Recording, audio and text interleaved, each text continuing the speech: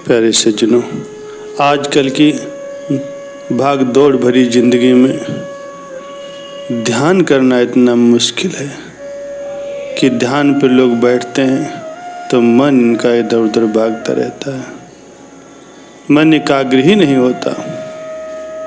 प्यारे सज्जनों, आज के सत्संग में हम इसी बात पर चर्चा करेंगे। अपने मन को शांत कैसे रखा जाए।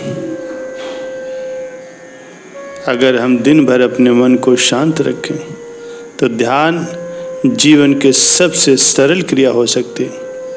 हम जो भी काम दिन भर करते हैं उसका शारीरिक, मानसिक, बौद्धिक और भावनात्मक क्रियाकलापों पर असर जरूर पड़ता है।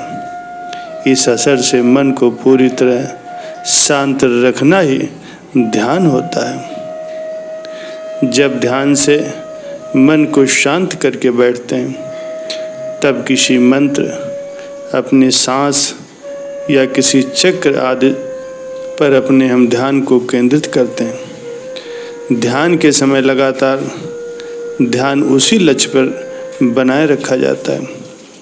इसी ठहराव को बनाए रखने को ही अभ्यास कहते हैं। लेकिन ध्यान के समय मन अपनी आदत के अनुसार जगत के ख्यालों में भागने लगता है और जिस स्थान विशेष पर हम ध्यान कर रहे होते हैं उसे हम भूल जाते हैं। मन का ख्यालों से भाग जाना उसकी आदत की वजह से होता है, जो जगत के कार्यों के बारे में ही दिन भर सोचता रहता है। यही कारण है कि ध्यान के समय मन में जगत की बातें आना शुरू हो जाती हैं। मान लीजिए, अगर कोई दुकानदार हर समय दुकान के बारे में ही सोचता है और जब वो ध्यान के लिए बैठेगा तो उसे ध्यान में दुकान और ग्राहक ही दिखाई देंगे। भूखे को रोटी, बेरोजगार को नौकरी, यही मन में लगातार चलता रहता है। ऐसे में ध्यान के समय ध्यान में ही नहीं बल्कि सपनों में भी यही आता है। सच तो यही है कि जिसका चिंतन दिन भर किया जाता है तो ध्यान में बैठने पर वही ख्याल आने शुरू हो जाते हैं। प्यारे सज्जनों, मन लगे या न लगे ध्यान पर जरूर बैठो। बैठना जरूरी है। हमें सद्गुरु ने कहा है कि आप बैठो, आपका काम है बैठना।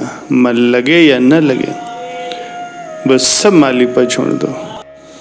हमारे बैठने को भी मालिक जब भजन सिमरन मानने को तैयार हैं तो क्या हमें बैठने में भी इतनी तकलीफ है कि हम घंटा आधा घंटा भी नहीं बैठ सकते। प्यारे सज्जनों, मन को बस में करके प्रभु के चरणों में लगाना बहुत ही कठिन होता। शुरुआत में तो मन इसके लिए तैयार नहीं होता। इस मन को कैसे लगाएं। प्यारे सज्जनों, एक बार एक शिष्य था किंतु उसका मन किसी भी ध्यान साधना में नहीं लगता था। साधना करने की इच्छा भी मन में थी लेकिन वो बहुत परेशान था, उसका ध्यान ही नहीं लग रहा था। वो एक बार गुरु के पास गया और जाकर के उनसे विनती की कि गुरुदेव, मेरा मन ध्यान में नहीं लगता, साधना करने का मेरा मन ही नहीं होता। कोई ऐसी साधना बताइए जिसमें मन भी लगे और साधना भी हो जाए। गुरुदेव ने कहा, बेटा तुम कल आना। दूसरे दिन वो फिर से गुरु के पास जा पहुंचा तो गुरु ने कहा, सामने रास्ते में कुत्ते के छोटे छोटे बच्चे हैं, जाओ उनमें से 2 बच्चों को उठा लाओ और उनकी 1 हफ्ते तक देखभाल करो। गुरु के इस अजीब आदेश को सुन करके वो भक्त चकरा गया, लेकिन क्या करता। गुरु का आदेश जो था वह 2 पिल्लों को पकड़ करके लाया, लेकिन जैसे ही उनको छोड़ा वे भाग गए। वो फिर से उनको पकड़ लाया लेकिन वो फिर भाग गए। अब उसने उन्हें पकड़ लिया और उनको दूध रोटी खिलाई। धीरे धीरे वो पिल्ले उसके पास रहने लगे। 1 सप्ताह तक उन पिल्लों की ऐसी सेवा की, उनकी देखरेख की कि अब पिल्ले वो उसका साथ छोड़कर नहीं जा रहे थे। वो जहाँ भी जाता वो पिल्ले उसके पीछे पीछे भागते रहते। ये देखकर गुरु ने उसे दूसरा आदेश दिया कि अब इन पिल्लों को भगा दो। भक्त के लाख प्रयास करने के बाद भी वो पिल्ले नहीं भागे। प्यारे सज्जनों, तब गुरुदेव ने कहा, देखो बेटा, शुरुआत में ये पिल्ले तुम्हारे पास नहीं रुकते थे, लेकिन जैसे जैसे तुमने उनके पास ज़्यादा समय बिताया, उनकी देख रेख की, उनसे प्रेम किया, तो ये तुम्हारे बिना रहने को तैयार नहीं।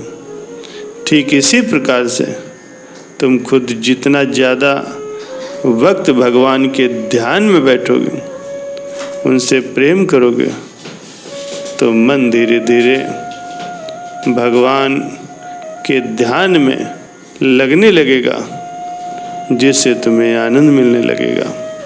प्यारे सज्जनों, हम अक्सर चलती फिरती पूजा करते हैं, जल्दबाजी में ही ध्यान करने की कोशिश करते हैं, तो हमारा मन ध्यान में कैसे लगेगा। जितनी ज़्यादा देर ईश्वर के चिंतन में लगाओगे, तो उतना ही ज़्यादा मन ईश्वर के रस का मधुपान करने में लगेगा। और धीरे धीरे एक दिन ऐसा आएगा कि उसके बिना आप रह नहीं पाओगे। शिष्य को अपने मन को बस में करने का मर्म समझ में आ गया और वो अपने गुरुदेव से आज्ञा लेकर के ज़्यादा से ज़्यादा भजन और सिमरन में समय देने लगा। प्यारे सज्जनों, ये बिल्कुल सच है। जिसका चिंतन दिन भर किया जाता है, तो ध्यान में बैठने पर भी वही ख्याल आने शुरू हो जाते हैं। ध्यान को अपने जीवन में उतारना है तो दिन भर मन को शांत बनाए रखने का प्रयास करें। ज़्यादा से ज़्यादा ईश्वर का चिंतन करें, तो धीरे धीरे आपका मन भी ईश्वर के ध्यान में गहरे उतरना शुरू हो जाएगा और फिर हर वक्त आपको ध्यान के द्वारा असीम आनंद की अनुभूति होगी और आपका मन ध्यान में लगने लगेगा।